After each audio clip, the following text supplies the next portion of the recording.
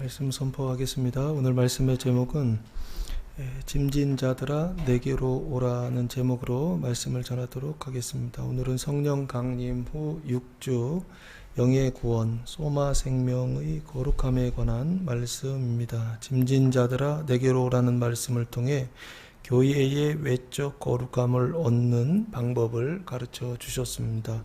16절 말씀부터 보시면 이 세대를 무엇으로 비유할까? 비유하간대 아이들이 장터에 앉아 제 동물을 불러 라고 말씀하고 있습니다. 이 세대라고 하는 것은 게네아라고 하는 단어를 사용했는데 그냥 문자적으로 보면 무리들이다 라고 그렇게 보입니다.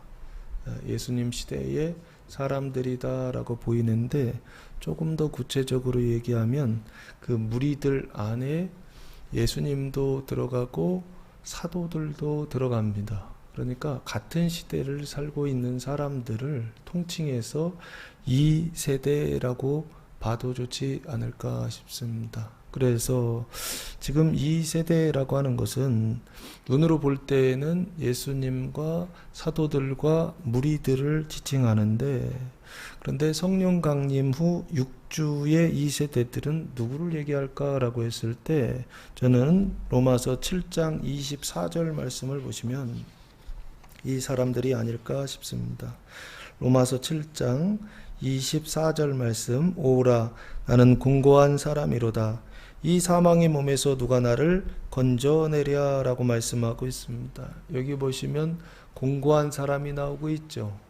이 공고한 사람을 예수님께서 오늘 본문에서 이 세대다 라고 말씀하고 있는 게 아닌가 싶습니다. 그래서 저는 오늘 이 본문 말씀의 이 세대는 어떤 사람으로 보느냐 했을 때 이 공고한 사람으로 보고 설교를 하도록 하겠습니다. 이 공고한 사람이라고 하는 것은 왜 공고하냐라고 했을 때 이 사망의 몸에 있다라고 지금 말씀하고 있어요. 그러니까 몸이 어떤 상태에 있느냐?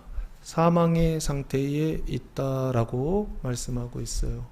그 사망의 상태에 있다는 것은 조금 더 설명하면 뭐라고 말씀하고 있느냐면 22절 말씀해 보시면 내 속사람으로는 하나님의 법을 즐거워하되 23절 내 지체 속에서 한 다른 법이 내 마음의 법과 싸워 내 지체 속에 있는 죄의 법으로 나를 사로잡는 것을 보는도다 라고 말씀하고 있습니다. 속사람은 하나님의 법을 내 지체 겉사람이죠. 그 겉사람은 죄의 법을 섬긴다, 사로잡혀서 섬긴다 라고 말씀하고 있어요. 그래서 나는 공고하다.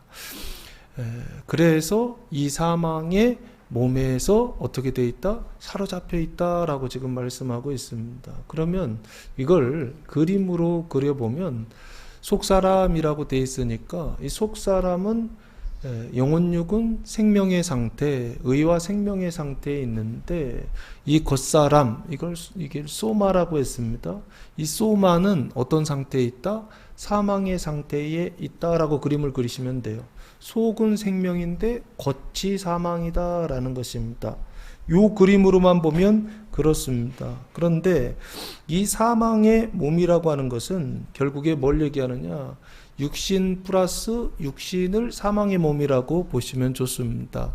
육신은 첫 번째 육신은 나의 육신을 얘기하는 것입니다. 내 영혼육은 생명의 상태에 있는데 너의 영혼육은 사망의 상태에 있다라고 하는 것입니다. 그래서 이 사망의 몸은 어떤 상태냐라고 했을 때 이런 상태가 아닌가 싶습니다. 이것을 영적으로 설명할 때 신랑과 신부가 있는데 신앙적으로 신랑 되시는 예수님과 예수님의 그 생명의 말씀, 영생의 말씀과 신부되는 그리스도의 몸된 교회가 있는데 그 교회가 완전 성화에 들어가 있어요. 신랑을 맞이할 준비가 온전하게 된 신부의 상태가 되어 있어요. 그래서 그 신부가 어떻게 되느냐? 신랑을 맞아들이는 이것을 뭐라고 하느냐면 욥의 회개다라고 설명드렸던 것입니다. 신부가 뭐가 되는 것이냐면 청년이 장년이 되는 회개, 그 회개를 욥의 회개다라고 했고, 그래서 영생이 시작된 사람, 이 사람을 공고한 사람이다라고 표현하고 있는 게 아닌가 싶습니다. 요 사망의 몸이라고 하는 것은 그냥 되는 것이 아니라 두 인격이, 두 지체가, 두 육신이 하나가 되어 있는 어떤 이런 상태다라는 설명입니다. 그림으로 보면은 속에가 생명이고 겉에가 사망이다라고 그렇게 그려지는데, 영적으로는 이게 어떻게 보이느냐면 이렇게 보입니다. 겉에는 생명인데 속에 사망이 있어요. 그 겉에가 뭐냐면 그리스도의 몸된 교회요, 성도들입니다. 그리고 그 속에 뭐가 있느냐면 사망을 잉태한 상태예요. 자연적으로 얘기하면 여자, 엄마가 이 뱃속에, 그 자궁 속에 뭐를 갖고 있는 상태냐면 아이를 갖고 있는 상태예요. 이것을 지금 나는 공고한 사람이다 라고 표현하고 있고, 왜 공고하냐? 사망의 몸을, 그 지체를 이 안에 뭐하고 있다? 잉태하고 있기 때문에 힘들다라는 것입니다. 원래 자연적으로 여자가 아이를 가져서 몇 달 동안 잉태해야 되죠? 10달 동안 잉태하지 않습니까? 그 10달 동안 잉태한 상태예요. 잉태가 안 된 게 아닙니다. 그리고 출산을 한 게 아닙니다. 그 출산과 그 잉태 그 사이에 그 10달의 기간을 지금 뭐라고 표현하고 있느냐면 나는 공고한 사람이다. 이 사망의 몸에서 누가 나를 건져내랴 라고 말씀하고 있습니다. 그 몸에서 건져낸다라고 하는 것은 연합되어져 있고 하나 되어져 있는데, 생명과 사망이 하나 되어져 있는데 그 안에 있었던 사망이 어떻게 되는 것입니까? 태어나는 것이죠. 잉태했던 그 뱃속에 아이를 가졌던 이 여자가 그 아이를 출산하는 것, 이것을 지금 누가 나를 건져내랴, 출산하게 하랴 라고 말씀하고 있는 게 아닌가 싶습니다. 그러니까 임신한 엄마가 그 아이를 출산하는 어떤 그 구원을 기다리고 있는 시간이다 라고 보시면 좋지 않을까 싶습니다. 그래서 25절 보시면 이렇게 표현되어 있어요.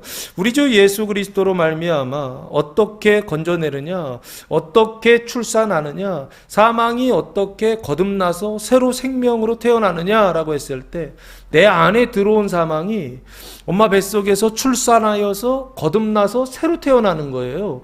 그것을 25절에 우리 주 예수 그리스도로 말미암아 하나님께 감사하리로다 라고 말씀하고 있습니다. 감사한다는 얘기는 해결됐다 안 됐다? 됐다는 얘기예요.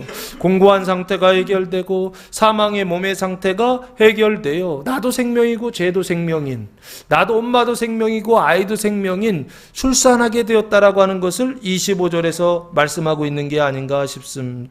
하나님께 감사한다라고 했는데 뭐 때문에 감사한다? 우리 주 예수 그리스도로 말미암아 감사한다라고 되어 있습니다. 그러면 예수님이 뭐다? 해결책이고 대안이시다라고 하는 것입니다. 안에 사망을 가지고 있는 그 공고한 상태에 있는 여자가, 그리스도의 몸된 교회가, 생명의 공동체가 그 아이를 생명으로 출산하기 위해서는 누가 대안이 되시느냐, 누가 해답이 되시느냐, 누가 그 문제의 정답이 되시느냐라고 했을 때 우리 주 예수 그리스도입니다. 오직 예수 그리스도만이 이 문제를 해결해 주실 수 있다라고 하는 것, 이것을 25절에서 말씀하고 있는 게 아닌가 싶습니다. 그런즉 내 자신이 마음으로는 하나님의 법을, 육신으로는 죄의 법을 섬긴다라고 말씀하고 있습니다. 왜요? 아이를 잉태하고 있기 때문에 그렇습니다. 사망을 잉태하고 있기 때문에 그렇습니다. 그 사망을 생명으로 거듭나게 하려고 지금 어떤 상태에 있다? 마음으로는 하나님의 법을, 내 영혼 육은 하나님의 법을 섬기는데 내 육신은 무엇을 섬긴다? 죄의 법을 섬긴다라고 되어 있습니다. 왜 죄의 법을 섬기죠?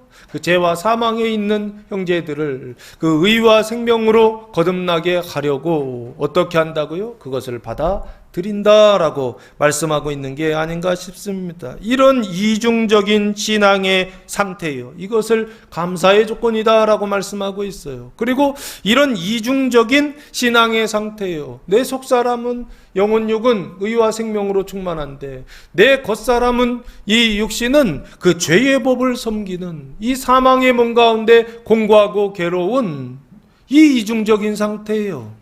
이것을 오늘 본문에 이 세대를 무엇으로 비교할까라고 말씀하실 때 이 세대라 보시면 좋지 않을까 싶습니다. 자, 그래서 이 세대를 무엇으로 비유할까? 비유하건대 아이들이 장터에 앉아 제 동물을 불러 아이들이라고 돼 있죠. 파이니온이란 단어인데요. 유아라는 뜻입니다. 소년, 소녀라는 뜻이고요. 장터에 앉아라고 할 때 장터는 아고라라는 단어인데 공공장소, 시장이란 뜻입니다. 거기에 앉아서 제 동물을 불러, 이 동물이라는 단어는 의역인 것 같아요. 원래 단어는 테레로스라고 하는 단어를 사용했는데 다른이라고 하는 뜻입니다. 그러니까 아이들이 다른 동무, 아이들을 불러 이런 뜻입니다. 다른 아이들을 부르는 건데 그 다른을 동무라고 그렇게 번역을 해놨더라고요. 다른 아이들을 불러 이르되 이렇게 말함과 같다는 것입니다. 17절 보시면 우리가 너희를 향하여 피리를 불어도 너희가 춤추지 않고, 첫 번째는 춤추지 않는다는 것이죠. 피리를 분다라고 하는 것은 풍악을 울린다라고 보시면 좋을 것 같아요. 그래서 이게 피리를 불고 그래서 춤을 출 수 있는 어떤 그런 상황을 만들었는데 너희가 춤추지 않는다라고 말씀하고 있고, 우리가 슬피 울어도 너희가 가슴을 치지 아니하였다 함과 같도다라고 말씀하고 있습니다. 이 가슴을 치지 않는다라고 하는 것은 애곡하지 않았다라고 하는 것입니다. 춤추지 않고 애곡하지 않았다라고 말하는 것, 이것과 같다라는 것입니다. 그러니까 아이들이 이렇게 말하는 것처럼 이 세대 사람들도 이 두 가지의 모습을 가지고 있다라고 하는 것입니다. 이 두 가지의 상태 속에 있다라고 하는 것입니다. 그 두 가지 상태를 조금 더 구체적으로 예수님께서 18절에 이렇게 말씀하고 있습니다. 요한이 와서 먹지도 않고 마시지도 아니하매 그들이 말하기를 귀신이 들렸다 하더니, 첫 번째 피리를 불어도 춤추지 않다, 두 번째 술피 울어도 가슴을 치지 않았다라고 했잖아요. 대답은 거꾸로입니다. 2번부터 대답하시고 1번을 나중에 대답하십니다. 지금 요한은 세례 요한을 말합니다. 이 세례 요한은 2번에 대한 대답입니다. 가슴을 치지 않았다라고 하는 것을 구체적으로 이렇게 세례 요한이 와서 먹지도 않고 마시지도 아니하며, 먹지도 않고 마시지도 않다라고 하는 것은, 이것은 마시지 않다라고 하는 것은 술을 마시지 않았다라고 보시면 좋을 것 같아요. 왜 그러냐면 19절에 인자는 와서 먹고 마심에 말하기를 보라 먹기를 탐하고 포도주를 즐기는 사람이요 하면서 포도주가 나오죠. 이 포도주라는 단어가 오이노포테스라고 하는 단어를 사용했는데 술고래라는 뜻입니다. 그리고 술을 많이 먹는 사람을 대주가라고 그렇게 부르더라고요. 지금 여기 예수님을 그렇게 부르더라는 것입니다. 그럼 여기 바로 앞에 요한이 와서 먹지도 않고 마시지도 아니하매라고 할 때 먹지 않았다 마시지 않았다는 것은 슬피 울어도 라는 뜻입니다. 그들이 말하기를 귀신이 들렸다 하더니 이것은 가슴을 치지 않았다라는 것입니다. 요 귀신이라고 하는 단어는 다이모니온이라는 단어를 사용했는데 뜻은 신적인 존재, 악마라는 뜻입니다. 귀신이 들렸다라고 하는 것, 가슴을 치거나 애통하지 않았다라고 하는 것은 결국에 뭘 얘기하느냐? 회개하지 않았다라는 뜻입니다. 그러니까 세례 요한이 와서 회개의 세례를 전파하였으나, 그러나 너희들은 어떻게 하다? 이 세대 사람들은 회개하지 않았다라고 하는 것입니다. 무엇을 회개하지 않았을까요? 오늘 본문에 세 가지 회개를 하지 않았다라고 하는 것을 아마 확인할 수 있을 것입니다. 첫 번째 회개가 바로 이것입니다. 귀신이 들렸다 하더니 라고 하는 것은 가슴을 치지 아니하였다라는 것이요. 가슴을 치지 아니하였다라고 하는 것은 회개하지 아니하였다는 것입니다. 마가복음 1장 4절 말씀에 보시면 그 첫 번째 회개가 나옵니다. 마가복음 1장 4절 말씀에 보시면 세례 요한이 광야에 이르러 죄사함을 받게 하는 회개의 세례를 전파하니라고 말씀하고 있습니다. 죄사함을 받게 하는 무슨 세례?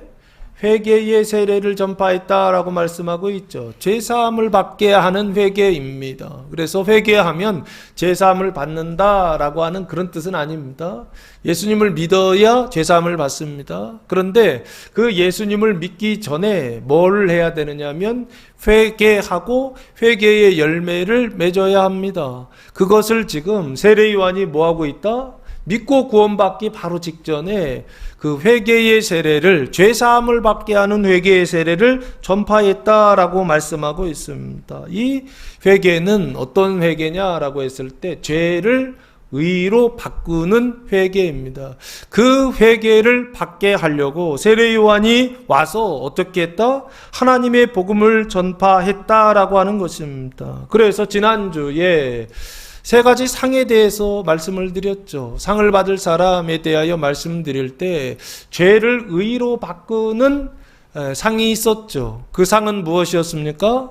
선지자의 상. 이 선지자의 상은 무엇을요? 팔복에서 8번째 복이었죠. 예. 그 8번째 복은 무엇이었습니까? 예. 의를 위하여 박해를 받는 자 복이 있다. 천국이 누구의 것이다? 예, 저희의 것이다 했을 때 그 저희가 천국을 어떻게 하는 겁니까? 예, 저희의 것이다라고 하는 것은 메이커, 만들어주는 것이다 라고 말씀드렸죠. 8번째 복에 들어간 사람은 이미 칭의 중생하여 영화의 단계까지 들어간 사람이다 라고 말씀드렸습니다. 그래서 무슨 면류관을 받느냐? 죄를 의로 바꾸는 면류관을 받는 사람을 팔복 8번째 단계의 복을 받는 사람이다 라고 예수님께서 말씀하고 있다라고 설명을 드렸습니다. 오늘 여기요, 귀신이 들렸다 하더니 라고 하는 것은 결국에 뭘 얘기하느냐 라고 했을 때 회개의 세례를 통하여 죄를 의로 바꾸는 그 선지자의 상이요, 그 선지자의 상을 받지 않았다라고 보시면 좋지 않을까 싶습니다.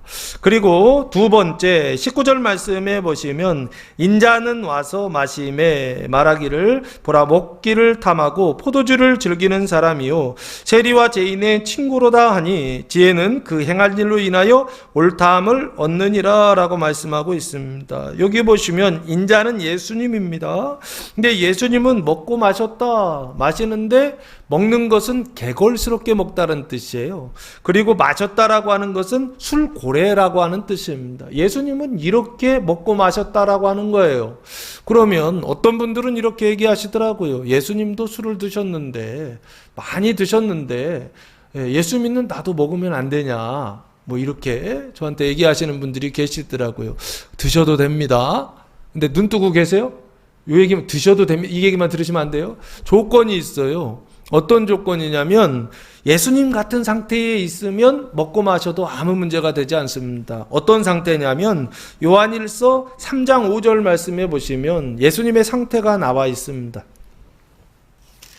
요한일서 3장 5절 말씀에 보시면 그는 우리 죄를 없애려고 나타나신 것을 너희가 아나니 그에게는 죄가 없느니라. 그는 누구입니까? 예수님이에요. 예수님은 뭐가 없다? 죄가 없다라고 말씀하고 있습니다.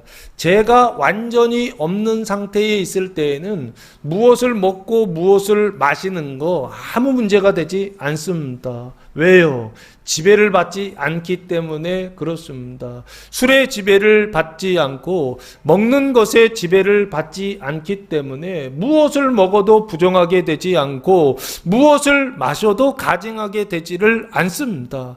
그 예수님의 상태에 있는 사람들, 그 완전한 하나님과 일치를 이루고 있는 사람들, 타락하기 이전에 아담의 상태에 있는 사람들, 그 상태에까지 신앙의 단계가 올라간 사람들은요, 이거 먹고 마시는 문제가 아무 문제가 되지 않습니다. 그때는 오히려 주님께서 이 먹고 마시는 것이 문제가 되지 않기 때문에 이것을 통하여서 많은 사람을 구원하는 일이요, 죄인들의 친구가 되게 하셔서 그 사람들을 구원하는 일에 사용하실 수가 있습니다. 그러나 그전에는 하면 된다 안 된다? 안 됩니다. 왜 안 되죠? 지배를 받기 때문에 그렇습니다. 누구요?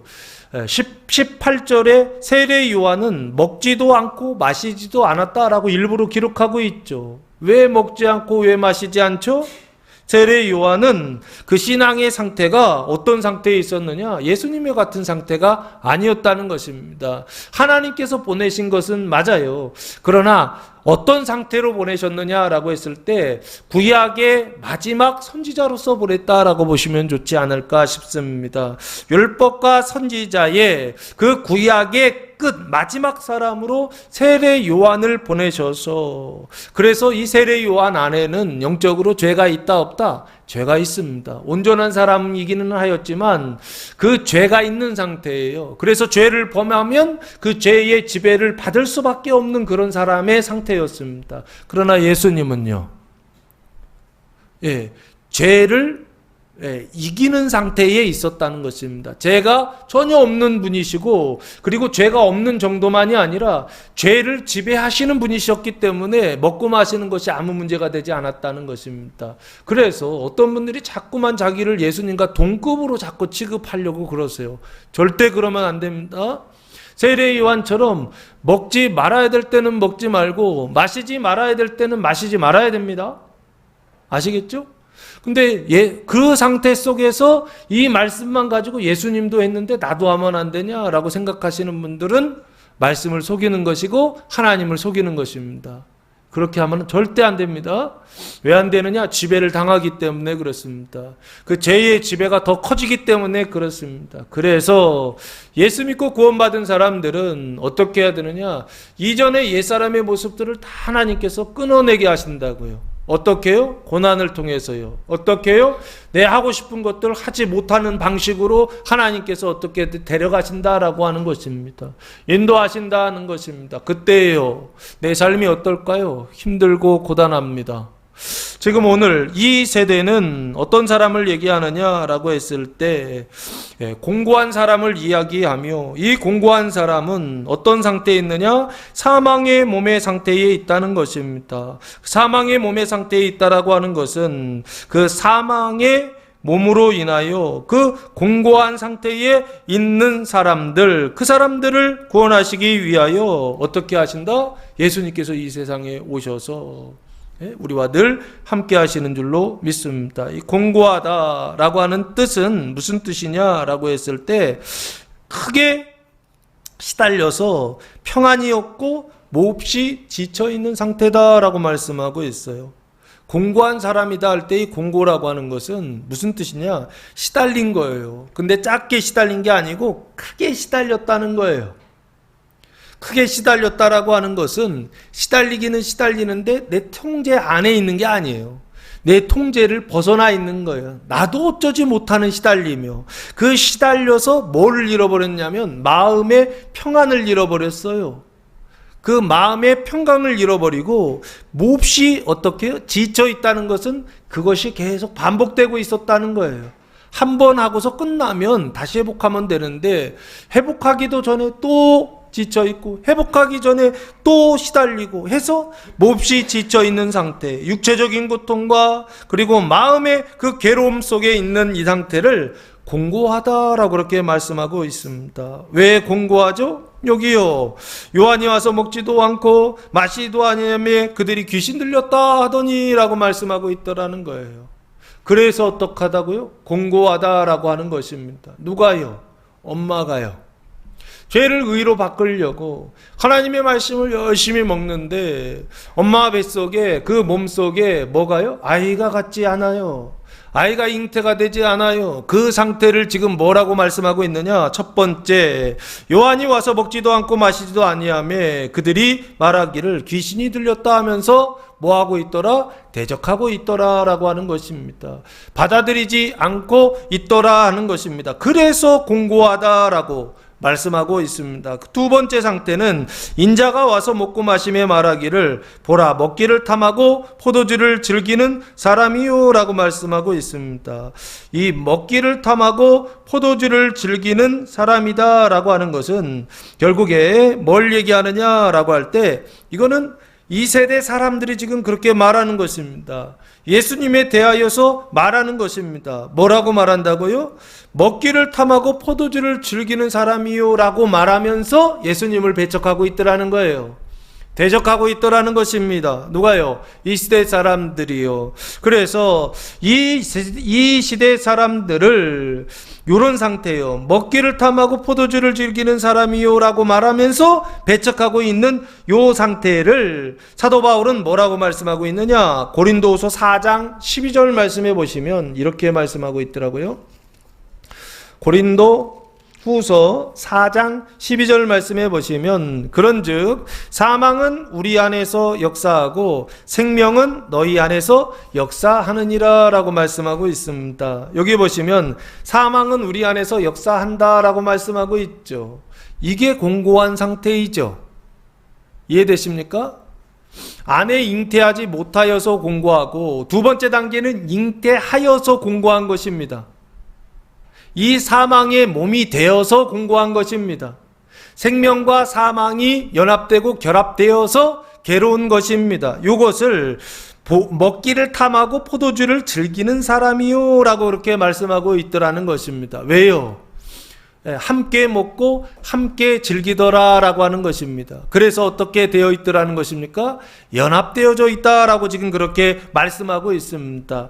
그래서 이것을 지난주에 상을 이야기할 때 두 번째 상이 있었죠. 사망은 우리 안에서 역사하고 생명은 너희 안에서 역사하는 이 사망의 몸의 상태에 있을 때 그때 받는 상이 있어요. 그 상이 바로 무엇이냐면 의인의 상이다 라고 말씀드렸죠. 그 의인의 상은 무엇입니까? 사망을 생명으로 바꾸는 상이다 라고 말씀드렸죠. 이 사망을 생명으로 바꾸는 상을 거듭남이다 라고, 중생이다 라고 그렇게 말씀을 드렸습니다. 예수님께서 와서 먹고 마심에 보라 먹기를 탐하고 포도주를 즐기는 사람이다 라고 하는 건 예수님이 그 일을 하셨다는 것입니다. 근데 왜 하셨느냐? 사망을 생명으로 바꾸시기 위하여, 부정을 깨끗함으로 바꾸시기 위하여 예수님께서 그 일을 하시더라라고 하는 것입니다. 그래서 세 번째, 예수님을 뭐라고 부르냐면 세리와 죄인의 친구로다 하니라고 말씀하고 있습니다. 여기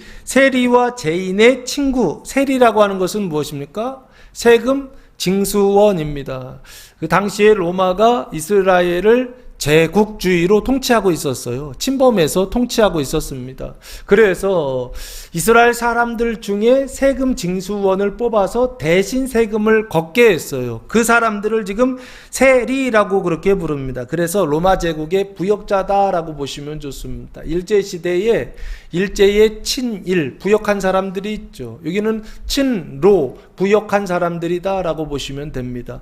요 세리와 죄인의 친구다. 그럼 민족 반역자죠. 그리고 죄인의 친구다. 이 죄인은 율법을 어기는 사람들이다라고 보시면 좋지 않을까 싶습니다. 민족을 배반하고 하나님을 배반하는 사람들, 그 사람들의 뭐다? 친구다라는 단어를 쓰고 있습니다. 친구라고 하는 단어는 필로스라고 하는 단어를 사용했는데 뜻은 사랑하는, 좋아하는 친구라고 하는 뜻입니다. 그러니까 친구는 보통 좋아하는 관계거든요. 남자가 남자를, 그러니까 남자와 남자끼리 좋아하고, 뭐 여자가 여자끼리 좋아하고, 요즘은 이성 친구들도 많죠. 남자가 여자를 좋아하고 여자가 남자를 좋아하는, 사랑하는 거 말고 좋아하는 것이요. 예? 이것을 지금 필로스라고 하는 단어를 사용했는데 보통 이런 좋아하는 관계들은 어떤 관계냐고 했을 때 give and 테이크의 관계다라고 보시면 좋습니다. 주고받는 관계다라고 보시면 좋을 것 같아요.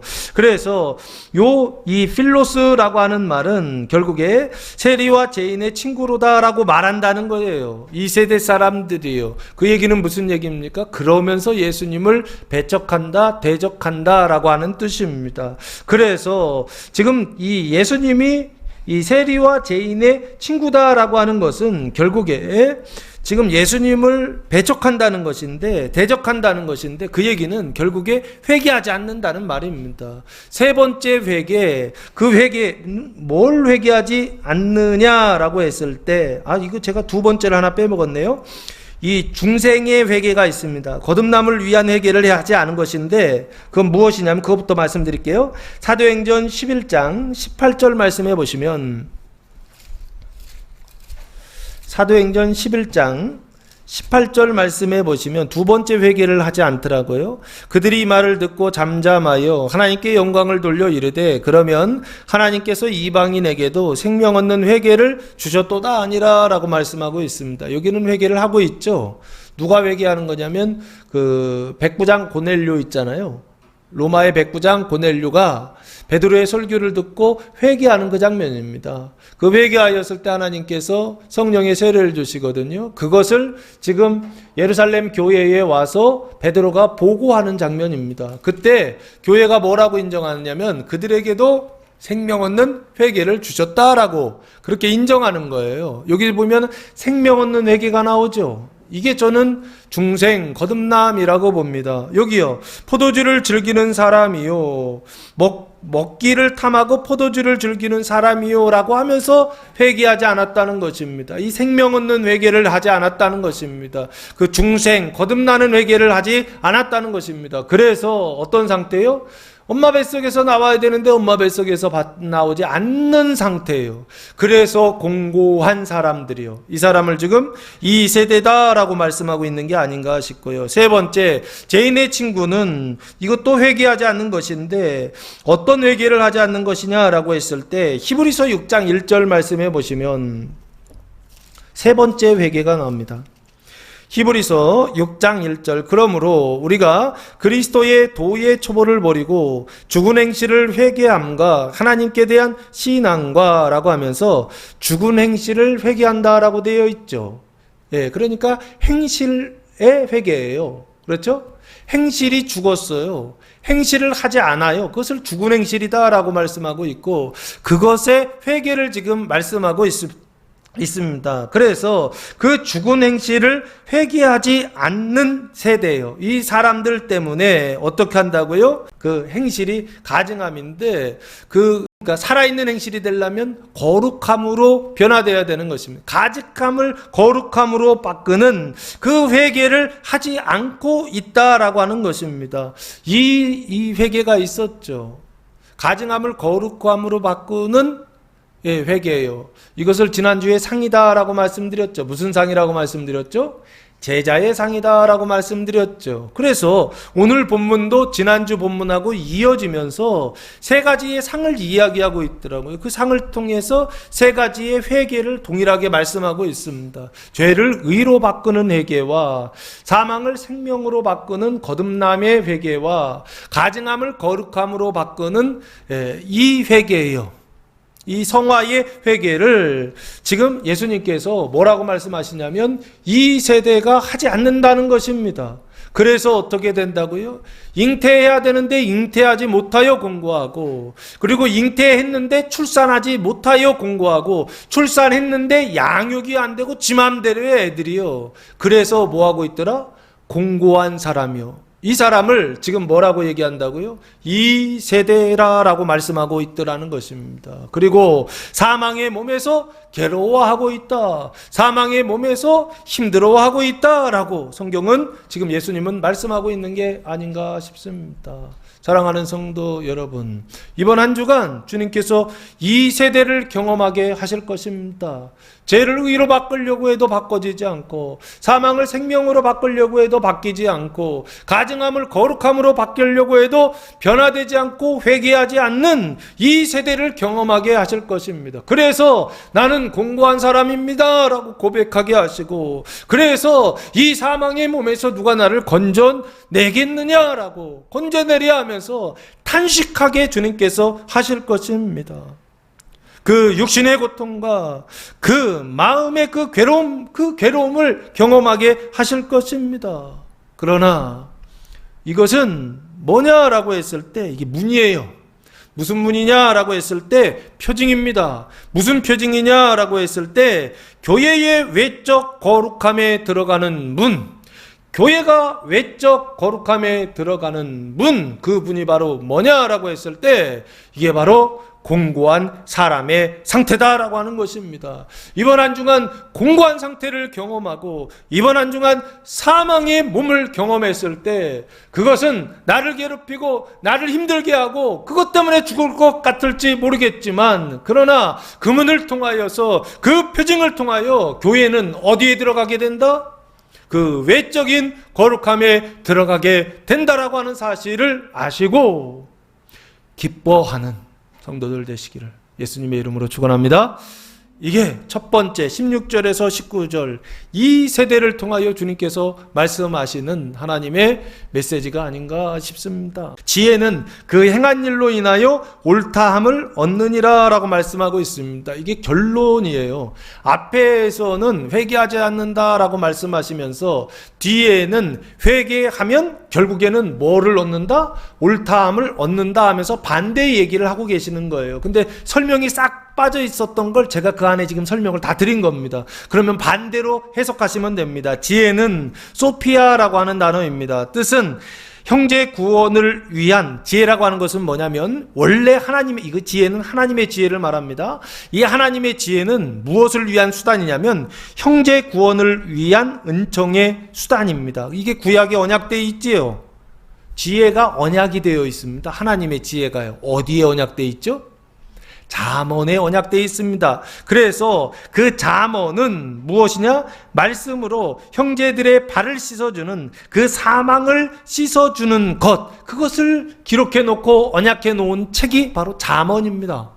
그래서 잠언을 읽을 때 그 잠언을 제대로 읽는 사람들은 뭐가 보이느냐면 지혜가 보여요. 무슨 지혜요? 하나님의 지혜가 보입니다. 그리고 하나님의 지혜를 알고 하나님의 지혜가 그 안에 들어옵니다. 그래서 그 하나님의 지혜를 통하여 31장의 현숙한 여인과 같이 자기 집안을 하나님의 그 지혜로 어떻게 해요? 잘 다스리는 여자요. 의 모습처럼 살아가게 되어 있습니다. 그런데 그걸 모르는 사람들이 있어요. 구약의 언약을 모르고 하나님의 그 지혜가 무엇인지를 모르는 사람들이 있어요. 뭘 몰라요? 하나님의 말씀을 통하여, 성경을 통하여 형제들의 죄와 사망을 씻어준다라고 하는 메시지요. 그걸 모르는 사람들은 어떻게 해요? 회개하지 못합니다. 무엇을요? 죄를 의로 바꾸는, 사망을 생명으로 바꾸는, 가증함을 거로 바꾸는 이 회개를 할 수가 없습니다. 그것을 할 수가 없어요. 그래서 늘 어떤 상태에 있느냐? 하나님이 거기로 데려가셨는데 왜 내가 고난받는지를 몰라요. 왜 내가 고통 가운데 있는지를 몰라요. 왜 하나님은 나를 이렇게 대우하시는지 모른다는 것입니다. 사망의 몸에서 탄식하는 것이죠. 왜 나를 건져내시지 않느냐? 왜 나를 거기로 데려가셨느냐? 라고 하나님을 원망하는 이런 상태에 있는 사람들 요즘 얼마나 많은지 모릅니다. 신앙생활을 10년, 20년, 30년, 40년 지금 신앙생활을 그렇게 신앙생활을 하셨어요. 오랜 신앙생활을 했는데 하나님이 나를 어떻게 인도해 가시는지, 어디로 인도해 가시는지, 공고한 자의 상태로, 이 사망의 몸의 상태로 나를 데려가시는데 왜 데려가시는지를 모른다고요. 오늘 그걸 말씀드렸던 것입니다. 교회의 외적 거룩함에 들어가게 하실 때 처음 등장하는 게 뭐냐? 이 탄식입니다. 이 사망의 몸에서 누가 나를 건져내랴. 탄식하게 하시는 분, 그분이 바로 누구라고요? 하나님이시고, 그 탄식이 나올 때, 그때가 바로 어떤 때냐라고 했을 때 이 지혜가 필요한 때입니다. 이 지혜가 있을 때 그걸 받아들이게 되고, 이 말씀이 있을 때 죄를 의로 바꾸고 사망을 생명으로 바꾸고 가증함을 거룩함으로 바꾸는 그 역사가 일어나게 됩니다. 근데 이 지혜가 없으면 이게 불가능하게 돼요. 늘 어떤 상태에 있느냐? 공고한 상태에 머물러 있고, 늘 어떤 상태에 있느냐? 사망의 몸에서 괴로워하는 이 상태에 계속 머물러 있더라라고 하는 것입니다. 거기에 멈춰 있지 마시고, 그게 목적이 아닙니다. 반드시 지나가야 되는 것입니다. 하나님께서 지나가게 하십니다. 그러나 지나가는 것이지 거기에 계속 머물러 있으면 안 됩니다. 아시겠죠? 지나가시기 바랍니다. 예, 그래서 지혜는 그 행한 일로 인하여, 그 행한 일이라고 하는 것은 회개하지 않는 일이었는데 그 행한 일을 반대로 해석하면 회개하는 일입니다. 죄를 의로 바꾸고, 그리고 사망을 생명으로 바꾸고 출산하는 것이죠. 그리고 가증함을 거룩함으로 회개하는, 양육하는 것이죠. 자녀들을 양육하는 그 행한 일로 인하여 옳다함을 받는다라고 말씀하고 있습니다. 이 옳다함은 디카이오오라고 하는 단어를 사용했는데 뜻은 칭의, 의롭다 하심, 간주하다라고 하는 뜻입니다.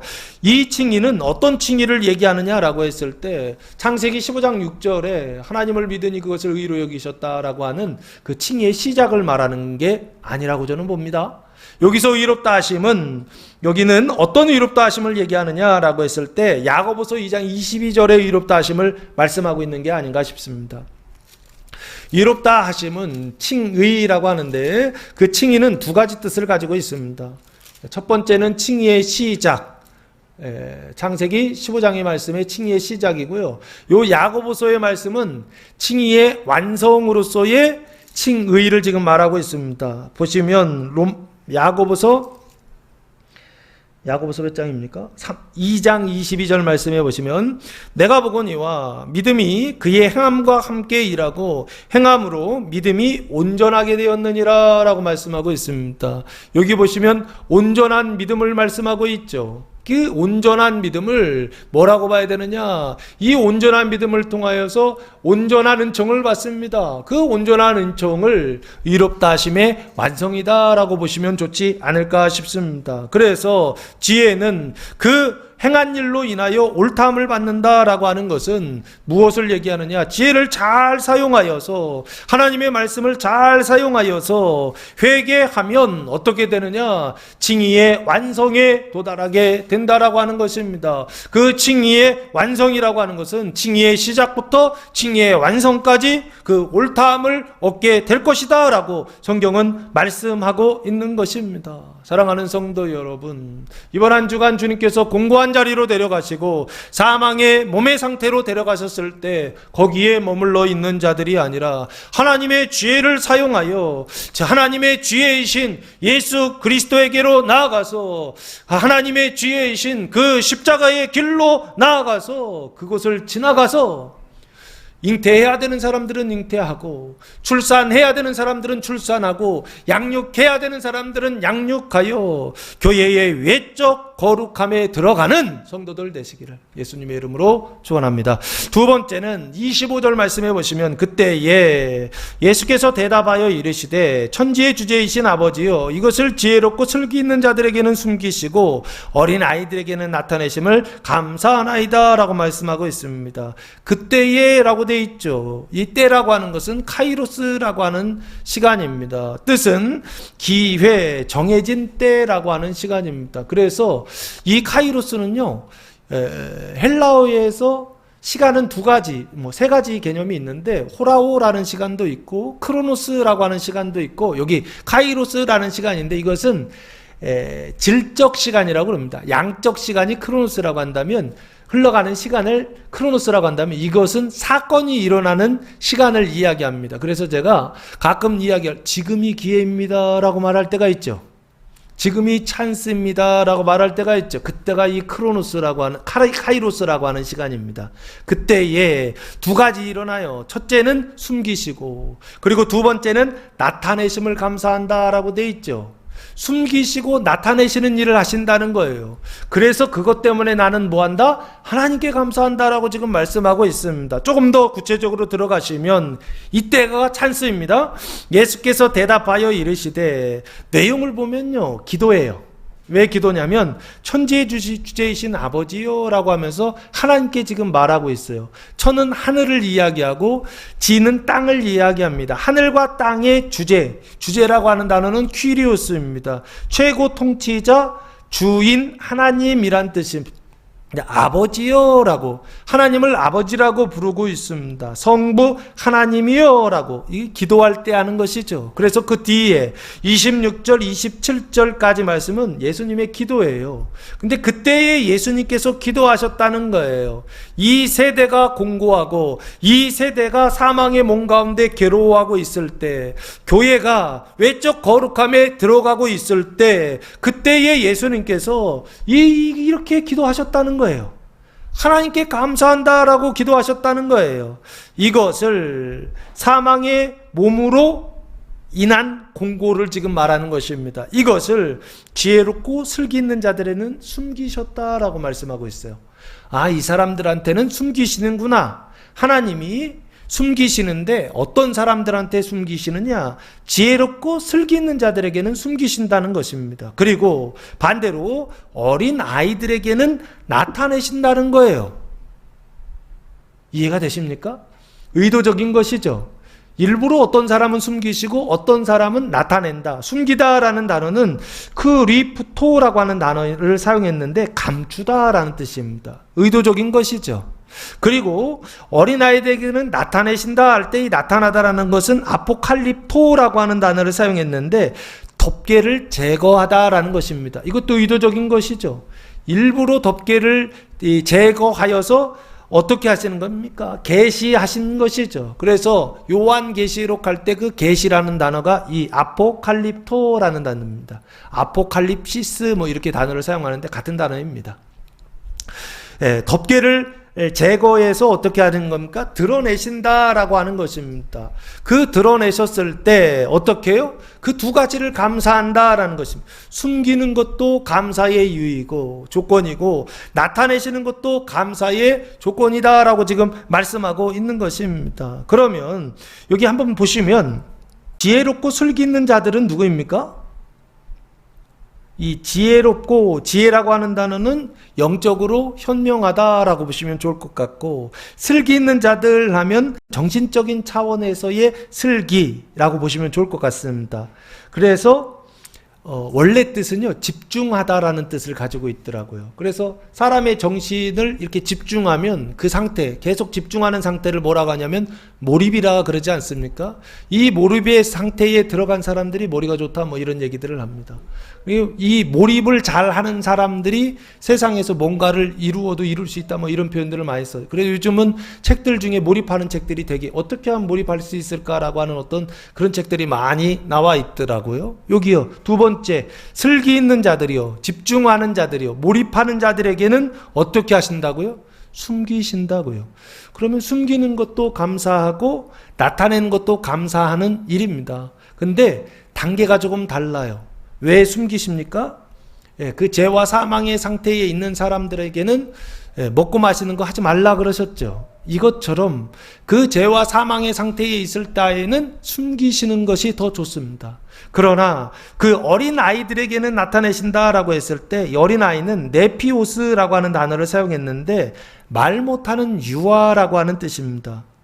그래서 단순한 마음의 소유자라고 하는 뜻도 가지고 있습니다. 어린아이다 보니까 마음이 단순하다 해서 그 마음을 가진 사람들, 이 아이를 어린아이다라고 그렇게 말씀하고 있습니다. 그 어린아이들에게는 나타내심을 감사한다 라고 지금 말씀하고 있어요. 이 은총을 나타내심을 감사한다는 것입니다. 그 영생의 은총을 나타내심을 감사한다는 것입니다. 그 곤고함이나 그 사망의 몸의 상태를 나타내심을 감사한다라고 그렇게 말씀하고 있습니다. 왜 감사합니까? 이 감사는 무엇을 위한 감사냐라고 했을 때 로마서 7장 25절 말씀해 보시면 그 감사가 아주 정확하게 나와 있습니다. 로마서 7장 25절 말씀해 보시면 우리 주 예수 그리스도로 말미암아 하나님께 감사하리로다. 그런즉 내 자신이 마음으로는 하나님의 법을, 육신으로는 제2의 법을 섬기노라 라고 말씀하고 있습니다. 마음으로 하나님의 법을 섬기고 육신으로 제2의 법을 섬기는 것을, 이 상태를 뭐 하는 거냐면 원망하는 게 아니에요. 감사한다는 것입니다. 왜 감사한다고요? 예수 그리스도로 말미암아 감사한다는 것입니다. 왜요? 예수님께서 이 문제를 해결해 주신다는 것입니다. 사망의 몸의 문제를 해결해 주신다는 것입니다. 공고한 상태를 해결해 주신다는 것입니다. 그래서 죄를 의로 바꾸고 사망을 생명으로 바꾸고 가증함을 거룩함으로 바꾸는 그 모든 문제에 해답이 되시는 그 예수님으로 인하여서 말미암아 감사한다라고 말씀하고 있습니다. 그래서 오늘 본문의 25절에 감사한다라고 하는 것은 동일한 의미로 보셔야 돼요. 지금 감추시는 것을 감사하고 나타내심을 감사한다라고 말씀하고 있습니다. 그 지혜를 가지고 있지 않은 사람들에게는 감추세요. 그 말씀을 가지고 있지 않은 사람들에게는 감추세요. 형제들의 사망을 씻어주는 게 뭔지 모르는 사람들에게는 감추세요. 그 말씀이 없는 사람들에게는 감추신다라고 하는 것입니다. 그 얘기는 무슨 얘기입니까? 세상적으로는 어른인데 말씀에 있어서는 어떤요? 하나님의 말씀이 없는 사람들이요. 이런 사람들이 있습니다. 메시지가 그 안에 없어요. 하나님의 말씀이 없어요. 이 사람들한테는 감추세요. 그래서 이 형제들의 발을 씻어준다라고 하는 이 말씀이 이 사람들한테는 뭐로 들리냐면 말도 안 되는 소리 하지 마. 대체 무슨 소리를 하는 거야? 라고 그렇게 느껴집니다. 성경에 무슨 그런 말씀이 있어. 무슨 사람이 무슨 죄를 씻고 사람이 무슨 사망을 씻어. 사람이 어떻게 사람을 변화시켜 라고 생각하는 사람들이 있습니다. 이런 사람들을 지혜롭고 슬기 있는 자들이다 라고 말하는 것이 아닌가 싶고, 이런 말씀이 없는 사람들은 하나님이 어떻게 하신다고요? 일부러 숨기십니다. 그래서 알지 못하게 하신다는 것입니다. 왜요? 하나님의 말씀이 없는데 머리로만 아는 사람들이 있을 수가 있어요. 말씀이 없는데 배워가지고 교리처럼 배워서 그것을 사용하는 사람들이 있습니다. 그러면 어떻게 될까요? 마귀가 달려들어서 사로잡아 눌러가지고 잡아먹습니다. 그러니까 이런 사람들이죠. 형제들의 사망을 씻어준다는 것은 알아요. 근데 능력이나 힘이 없어요. 사망을 이길 수 있는 힘이 없어요. 이런 사람들은 어떻게 해야 된다고요? 나타내시면 안 돼요. 덮어두셔야 됩니다. 왜요? 일부러요. 열어놓으면 뭣도 모르고 사망에게 덤빕니다. 자기가 이길 수 있을 줄 알고요. 말씀이 없을 때 뭣도 모르고 마귀한테 덤빕니다. 그런 장면이 사도행전에 나와 있지 않습니까? 스게와의 아들들이었나요? 제사장 스게와의 아들들이 어떻게 해요? 사도들이 귀신 쫓아내는 것을 보면서 우리도 귀신 쫓아낼 수 있는 줄 알고 예수님의 이름으로 귀신을 쫓아내지 않았습니까? 근데 그때 귀신이 뭐라고 그래요? 내가 예수도 알고 사도들도 알지만 너희 누구냐 하면서 달려들지 않습니까? 그래가지고 그 귀신 들린 자한테 해코지를 당하는 어떤 이런 상태예요. 있으면 돼요? 안 돼요? 안 되죠. 그래서 하나님 어떻게 하신다고요? 숨기신다라고 말씀하고 있다. 그래서 감사한 것입니다. 그러면 우리 주변에 이게 숨겨져 있는 사람들을 만나게 될 것입니다. 형제들의 발을 씻어야 된다라고 이야기하면 말도 안 되는 소리 하지 마. 그러면 하나님 감사합니다 하시라고요. 왜? 아직 말씀이 없어서 숨겨두시는 것입니다. 말씀이 제대로 그 안에 들어가 있지 않다고요. 하나님의 능력이 권세가 그 안에 들어가 있지 않다고요. 이런 상태 속에서 예수님의 이름으로만 마귀를 쫓아낼 수 있다라고 해서 말씀은 없는데 예수님의 이름으로 마귀한테 덤볐어요. 그러면 어떻게 될까요? 뒤지게 맞습니다. 그리고 뒤지게 맞고 뭐라고 그래요? 하나님의 말씀은 거짓말이네 라고 생각합니다. 그래서 덮어두는 겁니다. 그래서 감추어두는 것입니다. 숨겨두는 것입니다. 그래서 감사하고, 두 번째, 어린아이들에게는 나타내신다 할 때 세상에서는 어린아이이지만 천국에서는 큰 자들입니다. 엄마의 신앙의 상태에 있는 사람, 잉태하고 출산하고 양육하는 상태에 있는 사람들을 어린아이들이라 그렇게 말씀하고 있는 게 아닌가 싶습니다. 이 어린아이들에게는 나타내심을 감사하는, 하나님께서 일부러 덮개를 제거하셔서 나타내신다는 것입니다. 죄를 나타내시고 사망을 나타내시고 가증함을 나타내시겠죠. 그래서 어떻게 해요? 바꾸라고요. 이 말도 안 된다고 생각하실지 모르겠지만 마태복음에 보면 예수님께서 베드로에게 그 신앙 고백했을 때 너희는 나를 누구냐라고 말씀하셨을 때 그때 주는 그리스도시다 고백했을 때 예수님께서 베드로에게 선물을 하나 주시죠. 무슨 열쇠? 천국 열쇠를 주신다라고 말씀하고 있지 않습니까? 그 천국 열쇠의 모양을 따라서 로마에다가 교회를 지었죠. 성당이요. 그게 베드로 성당입니다. 베드로 성당 하늘에서 보면은 성당의 모양이 무슨 모양으로 되어 있다? 그 건물 모양이 건물 모양이 옛날에 키 있잖아요. 열쇠는 이렇게 동그라미로 돼서 일자로 돼서 이렇게 돼 있잖아요. 모양이 그렇게 되어 있습니다. 베드로의 성당을 그렇게 만들어 놨어요. 그게 의미하는 바가 뭡니까? 상징이죠. 천국의 열쇠를 받은 자, 그 사람이 바로 누구라고요? 베드로다라는 것입니다. 2000년 전에 베드로가 받았는데 우리는 못 받습니까? 예수님께서 베드로에게 주셨는데 베드로에게만 주신 것입니까? 아니죠. 그걸 볼 때마다 뭘 생각하라는 것입니까?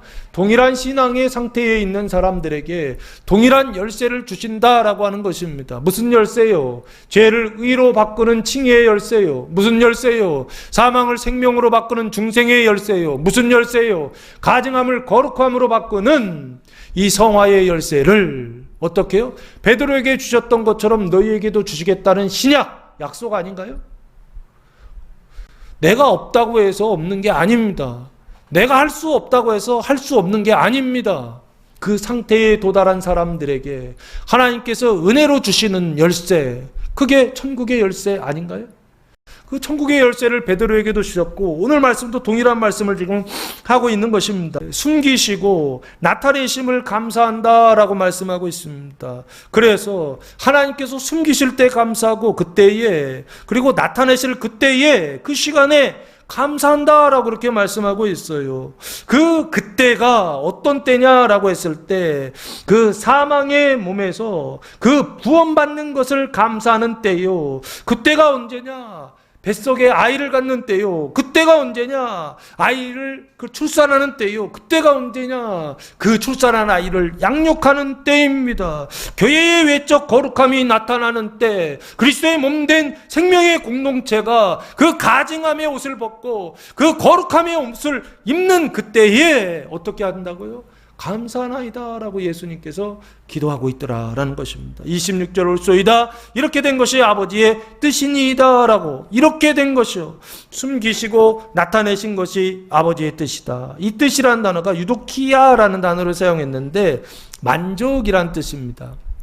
만족하니까 기쁨 그리고 이 뜻이라는 게 목적, 의지라는 뜻이 있습니다. 하나님의 뜻, 하나님의 목적, 하나님의 의지가 이것이구나라는 것입니다. 숨기시고 그리고 그것을 나타낸 것이 하나님의 목적이다라는 것입니다. 그래서 27절 말씀해 보시면 더 구체적으로 이렇게 표현하고 있습니다. 내 아버지께서 모든 것을 내게 주셨으니 아버지 외에는 아들을 아는 자가 없고 아들과 또 아들의 소원대로 계시를 받는 자 외에는 아버지를 아는 자가 없느니라. 아들을 아는 자가 없고 아버지를 아는 자가 없느니라 라고 말씀하고 있습니다. 그러니까 아는 자가 없다는 거예요. 그렇죠?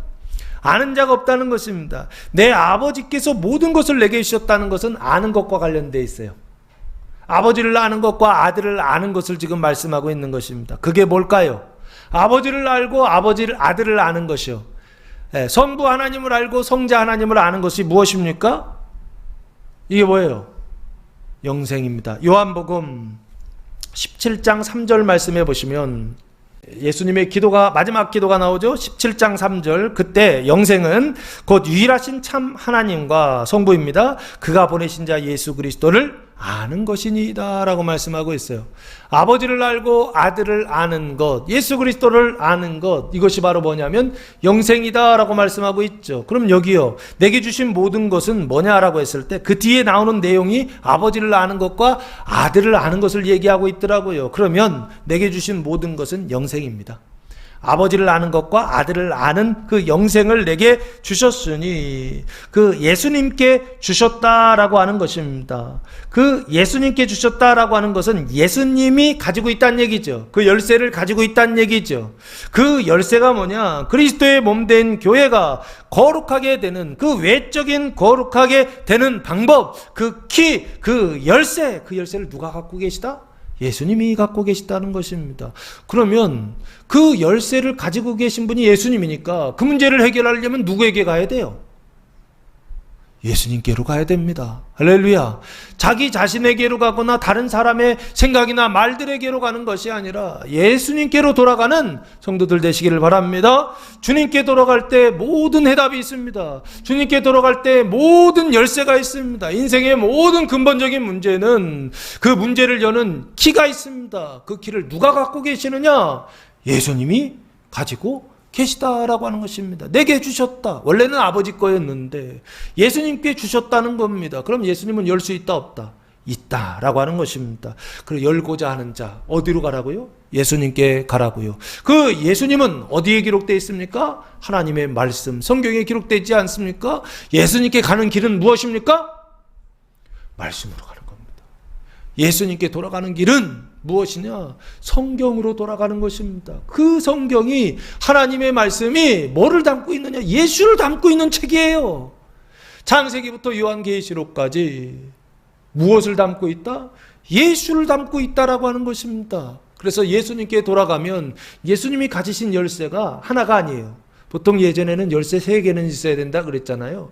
예수님도 지금 열쇠를 3가지를 가지고 계세요. 죄를 의로 바꾸는 열쇠, 사망을 생명으로 바꾸는 열쇠, 가증함을 거룩함으로 바꾸는 열쇠 3가지를 가지고 계시더라고요. 그분께로 가시라고요. 자, 그래서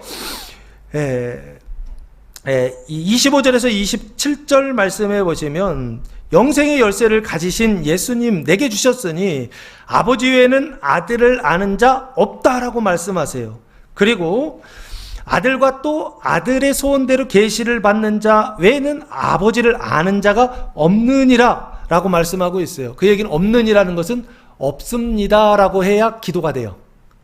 문장이 없느니라 하면은 아버지께 반말하는 것 같잖아요. 그리고 기도가 안 끝나는 것처럼 보여요. 근데 여기서 기도가 끝나는 겁니다.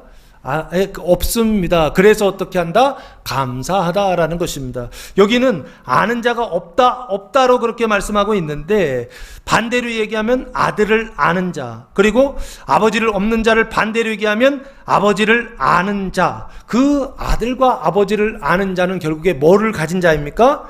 영생을 가진 자를 지금 말씀하고 있는 것입니다. 그래서 가지지 않은 자에게는 숨기시고 가진 자에게는 어떻게 해요? 나타내심을 감사하나이다 라고 말씀하고 있습니다. 그때에, 공고한 그때에, 사망의 몸으로 인하여서 탄식하는 그때에 그 예수님으로 말미암아 감사할 수 있는 성도들 되시기를 예수님의 이름으로 축원합니다. 마지막 3번째는 28절 말씀해 보시면 그때가 교회가 거룩함으로 외적 거룩함에 들어가는 2번째 단계다라는 것입니다. 그때가 숨기시고 나타내시는 그때가 좋은 때, 감사의 때다라는 것입니다. 3번째는 수고하고 무거운 짐진 자들아 다 내게로 오라. 내가 너희를 쉬게 하리라 라고 말씀하고 있습니다. 수고하고 있죠?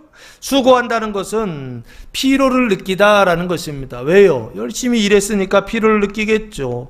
보통 피로를 느낀다는 것은 육체적인 노동을 할 때 그런 것인데, 영적인 노동은 뭘까요? 죄를 의로 바꾸는 노동이요. 그 죄를 의로 바꾸는 노동은 뭘까요? 하나님의 말씀 씨를 어떻게 하는 거예요? 내 안에 받아들이는 것입니다.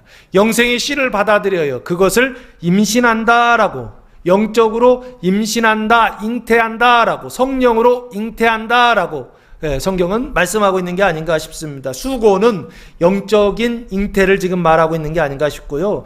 무거운 짐진 자들아 할 때 무거운 짐이 나오죠. 무거운 짐은 푸홀티조라고 하는 단어를 사용했는데, 짐을 실는데 많이 실어요. 그래서 과중하다라는 뜻입니다. 그 과중하다라고 하는 것은 무엇을 이야기하느냐 했을 때, 신앙적으로는 출산하고 양육하는 자를 무거운 짐진 자들이다라고 말씀하고 있는 게 아닌가 싶습니다. 다 내게로 오라. 예수님께로 오라고 하는 것입니다. 그러면 예수님께서 어떻게 하신다? 죄를 의로 바꾸고 사망을 생명으로 바꾸고 가증함을 거룩함으로 바꿔줄게, 이런 뜻입니다. 다 내게로 오라. 예수님께로 가는 길이 유일한 방법인 줄로 믿습니다. 다른 길이 있다 없다? 없습니다. 자기 자신에게 가면 된다 안 된다? 안 된다. 다른 사람에게 가면 된다 안 된다? 안 된다. 주위에 똑똑한 사람들에게 가면 된다 안 된다? 안 된다. 지혜로운 사람들에게 가면 된다 안 된다? 안 된다. 경험이 많은 사람들에게 가면 된다 안 된다? 안 된다. 많이 배운 사람들한테 가면 된다 안 된다? 안 된다. 망한다는 겁니다. 이해되십니까? 걸로 갔다가는 작살납니다. 왜 그렇죠? 하나님이 아세요. 그게 정답이었다 하더라도 글로 가는 순간 정답을 바꿔버리세요. 그게 하나님이시라고요. 그래서 사람한테 가면 절대 안 됩니다. 누구한테 오라고? 예수님께 오라고 공고함과 지금 사망의 몸을 허락하셨는데 예수님께 돌아가지 않으면 이 문제 해결된다 안 된다? 절대 안 됩니다. 사람의 방법으로는 안 됩니다. 누구에게 가는 것이요? 예수님께 돌아가는 방법, 이거 하나밖에 없다라고 하는 거 명심하시기 바랍니다. 내가 너희를 쉬게 하리라 라고 말씀하세요. 이 쉰다라고 하는 것은 수고하지 않게 하시고, 쉰다라고 하는 것은 무거운 짐을 지지 않게 하신다는 것입니다. 어떻게 해요? 로마서 8장 1절 2절 말씀해 보시면 방법이 이렇게 설명되어 있습니다. 그러므로 이제 그리스도 예수 안에 있는 자에게는 결코 정죄함이 없나니, 그리스도 예수 안에 있다는 것은 그리스도 예수 안으로 들어갔다 안 들어갔다? 들어갔다는 얘기죠. 들어갔다는 얘기입니다. 그러면 첫 번째 정죄함이 없고, 그 정죄함이 없는데 어떤 정죄함이냐 했을 때 2절, 이는 그리스도 예수 안에 있는 생명의 성령의 법이 죄와 사망의 법에서 너를, 공고한 너, 사망의 몸 가운데 있는 너를 뭐한다? 해방하였느니라 라고 말씀하고 있습니다. 그래서 해방되어졌을 때 아이를 출산하게 되고, 해방되어졌을 때 가증함을 거룩함으로 바꾸는 그 역사가 일어난다는 것입니다. 언제요? 그리스도 안에 있는 자들에게 나타난다는 것입니다. 언제요? 주님께로 돌아간 자들에게 이 일들이 나타난다라고 하는 것입니다. 할렐루야. 생명의 성령의 법이 죄와 사망의 법에서 여러분을 해방하여서, 자유롭게 하여서, 공고함에서 해방되고 사망의 몸에서 해방되어서, 그래서 생명의 몸 가운데 안식을 누리는 성도들 되시기를 예수님의 이름으로 축복합니다. 자, 그래서 29절 말씀해 보시면 나는 마음이 온유하고 겸손하니 나의 멍에를 메고 내게 배우라. 그리하면 너희 마음이 쉼을 얻으리라 라고 말씀하고 있습니다. 배우라 그러시죠. 나의 멍에를 메고 내게 배우라 라고 말씀하고 있죠. 그러면 나의 멍에는 뭘까요? 바로 앞에 내 마음이 온유하고 겸손하다라고 말씀하고 있죠. 이 예수님의 멍에는 그 온유와 겸손을 말하는 게 아닌가 싶습니다. 그 온유와 겸손의 멍에를 메고 내게 배우라라는 것입니다. 그러면 온유와 겸손을 배우겠죠. 그러면 그 온유와 겸손을 배우면 너희 마음이 쉼을 얻는다, 일하지 않는다, 수고하지 않는다, 무거운 짐을 지지 않는다라고 지금 말씀하고 있는 것입니다. 그러면 온유와 겸손을 배우면 되는 거구나. 그럼 온유는 무엇입니까? 온유는 뭐예요? 마음이 따뜻한 거? 이거 온유죠? 맞죠? 이 온유는 마태복음 5장을 한번 보시면 산상수훈에 나오는 온유를 말하는 게 아닌가 싶습니다. 온유를 배우라 했을 때 온유는 마태복음 5장 5절 말씀해 보시면 온유한 자는 복이 있나니 그들이 땅을 기업으로 받을 것이다 라고 말씀하고 있죠. 여기 온유한 자를 예수님이 지금 온유다라고 말씀하고 있어요. 이 온유한 자는 어떤 사람입니까? 심령이 가난한 건 죄를 의로 바꾼다 했죠. 애통한다는 것은 사망을 생명으로 바꾼다 했죠. 온유한 자는요, 가증함을 거룩함으로 바꾼다라고 말씀드렸죠. 여기 지금 세 번째 복인 온유한 자가 받는 복은 땅을 기업으로 받을 것이다 라고 그렇게 말씀하고 있죠. 그러면 땅이 어떤 상태였다는 겁니까? 가증한 땅이었는데 그 땅이, 그 온유한 자는 뭘 받는다? 거룩한 땅으로 변화된다 라고 지금 말씀하고 있는 게 아닌가 싶습니다. 그러면 그 온유하면 단순히 마음이 따뜻하다라고 하는 뜻이 아니라 하나님의 사랑이 부어진 사람들을 지금 말하는 것입니다. 그 하나님의 사랑이 부어져서 하나님 사랑, 이웃 사랑이 어떻게 해요? 실현되고 있는 사람들을 지금 말하고 있는 것입니다. 내 마음속에 하나님과의 총회가 회복돼서 하나님의 사랑이 부어지니까 내 마음이 하나님으로 막 하나님의 사랑이 막 여기에 막 없었는데 사랑이 생겨요. 그러니까 나 자신을 사랑하는 마음이 생기고 다른 사람들을 막 사랑하게 돼. 옆 사람을 한번 보세요. 사랑스러운가요? 내 마음에는 원래 사랑이 없었는데 그 옆 사람을 볼 때에 집에서 남편을 보고 아내를 보고 자녀들을 볼 때에 내 마음속에 걔들이 잘해서 사랑스러운 게 아니고 조건을 만족해서 사랑스러운 게 아니고 그렇지 않은데 조건이 전혀 없는데 원수 같은데도 내 마음속에서 막 사랑이 막 생긴다고요. 사랑스럽다고요. 그게 바로 뭐냐 했을 때 온유한 자의 상태를 지금 말하는 게 아닌가 싶습니다. 그때 뭐를 기업으로 받는다? 땅을 기업으로 받는다라고 말씀하고 있어요. 저기 온유하다라고 하는 것은 지금 삼복을 얘기하는 것이고 겸손하다라고 하는 단어는 타페이노스라고 하는 단어를 사용했는데 짓눌린이라고 하는 뜻입니다. 눌렸어요. 눌려가지고 어떤 상태예요? 완전히 짜부가 되었어요. 뭐가요? 자기가요. 그래서 어떤 상태냐? 그 성화의 완성에 도달한 사람을 지금 뭐라고 하느냐면 겸손이다라고 말하는 것이 아닌가 싶습니다. 자기가 없어요. 겸손이라고 하는 건 자기가 눌려가지고 어떻게 해요? 완전히 자기가 죽은 상태예요. 이런 상태가 어디에서 있죠? 회사 다닐 때 그렇지 않습니까? 갑질한다 그러나요? 그 갑질한다는 게 무엇인가요? 갑질하는 게 뭐예요? 짓누르는 거잖아요. 상대방을 짓누르는 거. 내가 주인이고 너는 종이니까 내가 시키는 대로 해. 너는 네 의견이나 생각이나 뭐 이런 것들 갖지 말고 내 생각을 따라서 내가 지시하는 대로만 해. 이렇게 하는 거예요. 이게 교만한 상태거든요. 그런데 하나님께서 어떻게 하신다고요? 평생의 과정을 통하여서 완전 성화에 도달하게 하시려고 어떻게 해요? 짓누르신다고요. 자기를 짓눌러서 더 이상 누를 수 없는 상태예요.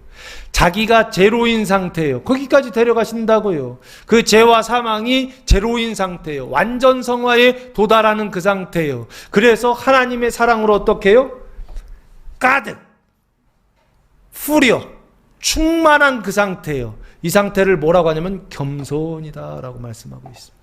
예수님 안에 온유와 겸손이 있고 그 온유와 겸손 안이 나의 멍에 나도 이 멍에를 매는데 너도 이 멍에를 같이 메고 어떻게 해요? 나에게 배우라는 것입니다.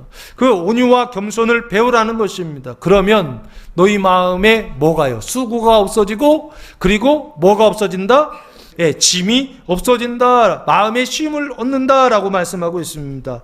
그래서 그 마음의 쉼을 얻는 그 상태를 저는 뭐라고 본 거냐 했을 때 이것을 교회가 거룩한 완전 성화를 얻음이다라고 그렇게 말씀하고 있는 것입니다. 요 마음이 쉼을 얻는다 할 때 마음은 후식회입니다. 사람의 내적 자아, 혼, 정신을 후식회라고 합니다. 쉼을 얻는다라고 하는 것은 중단한다는 거예요. 수고를 중단하고 짐을 지는 것을 중단한다라고 하는 것입니다. 그래서 어디에 도달하느냐라고 했을 때 거룩한 완전 성화에 도달한다, 얻는다라고 하나님은 말씀하고 있는 게 아닌가 싶습니다. 30절 이는 내 멍에는 쉽고 내 짐은 가벼움이니라 하시니라. 그럼 사람의 멍에는 어렵고 사람의 짐은 무겁다라고 하는 것입니다. 그러나 예수님의 멍에는 쉽고 예수님의 짐은 가볍기 때문에 어떻게 해요? 온유하고 겸손을 배워서 쉼을 얻는 교회와 성도들이 되라라고 예수님께서 초청하고 있는 말씀입니다. 사랑하는 성도 여러분, 수고하고 무거운 짐진 자들아 다 내게로 오라는 주님의 말씀을 듣고 교회의 외적 거룩함을 얻는 그 상태까지 주님께 나아가는, 그래서 주님 안에 거하는 성도들 되시기를 예수님의 이름으로 축원합니다. 기도하겠습니다. 사랑과 은혜가 풍성하신 아버지 하나님, 감사와 찬송과 영광을 올려드립니다. 주님께서 성령께서 나타나시는 수고하고 무거운 짐진 자들아 내게로 오라 복음이 선포될 때 그 말씀을 믿고 따름으로 영원한 안식을 얻는 교회와 성도들 되게 하옵소서. 죄를 의로 바꾸고 사망을 생명으로 바꾸고 가증함을 거룩함으로 바꾸는 하나님, 그때에 아버지 하나님 그 기회를 놓치지 않게 하시고 열심히 주님께로만 달려가게 하소서. 영원한 안식을 누리는 교회와 성도들 되게 하옵소서. 이제는 우리 주 예수 그리스도의 은혜와 하나님 아버지의 무한하신 사랑하심과 성령의 교통하심이 사랑하는 성도들 머리에와 가정예와 교회 위에 이제로부터 영원토록 함께 하시기를 간절히 축원하옵나이다. 아멘.